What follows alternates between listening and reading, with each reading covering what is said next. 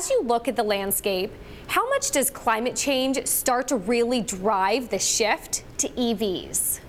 So, Taylor, first, thanks for having us on. And I just got back from Morgan Stanley's inaugural Sustainable Investing Summit, where we had a couple hundred clients skewing very senior towards CIO and portfolio manager that's really focused on this topic. And look, here we are 111 years after the Model T. The average car on the road emits almost 5 metric tons of CO2. Okay, there are 40 tons per second of CO2 emitted by all the cars in the United States. That's 40 tons a second. And yet the world's most valuable auto company, Toyota, makes 0 EVs today. It's kind of a shock. And then on the flip side, you have the world's most shorted auto company, Tesla, that only makes EVs. So something has to give, and investors really want to understand how to play that multi-trillion-dollar shift in capital as we reinvent this industry. Something has to give. And how does technology play into this? I think of early days at Tesla when I wasn't sure if Tesla was a tech company or an automotive company. Where is technology in this? So we think Tesla is more of a software company and a hardware-software fusion company that, in an ideal world, will be covered by a tech hardware analyst rather than the auto analyst community. So we'll take what we can get. We think the connection between tech and autos is when you see these large the trillion-dollar tech platforms like Amazon, Alphabet, and Apple that are clearly have their sights set on the auto industry as a domain. Not necessarily to make cars, but perhaps Apple wants to turn your car into an Apple store, right?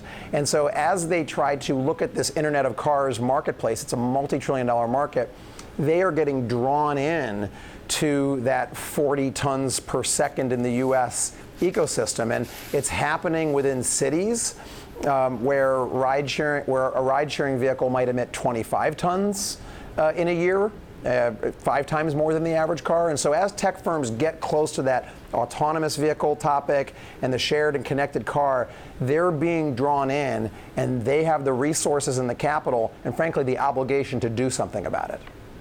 Adam, also in your other latest report called the Global Electric Vehicle Market Monitor in October of 2019, you talk about within the U.S., we're down year over year, but we're up year to date in terms of U.S. sales in the battery electric vehicle market. As you look out into 2020 and beyond, paint the picture for me. Where are we? Is there demand? So we think the stock market is still defining EV adoption through the completely wrong lens, Taylor. They're looking at it through the lens of wealthier people buying cheaper and cheaper Teslas in a suburban community for your home, like the retail experience of personal ownership. That's going to grind along, and I think that your segment before, Tom, I believe, who did that 5,000 survey on Tesla, was absolutely spot on with his observations and conclusions.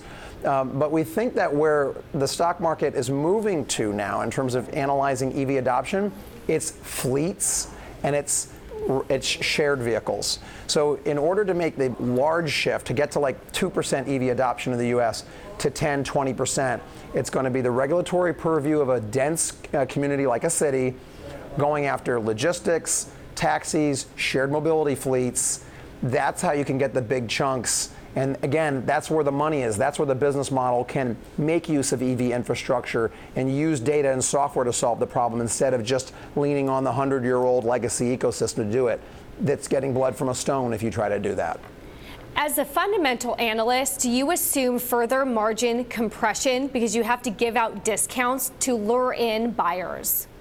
So if all else equal, absolutely. We think if the EV market, to the extent it's just a machine with software that has to perform with incredible reliability, that will get hyper commoditized over time.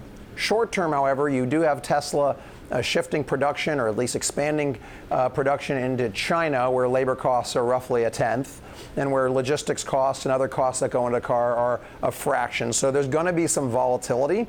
And as auto companies have proven before, if you have a highly utilized factory at that cost base in China, you can do some pretty interesting things with the margin. They may not be sustainable, but I'd be prepared for some interesting developments there. Is Tesla the clear winner? Who was second and third place? Where's GM? Where's VW?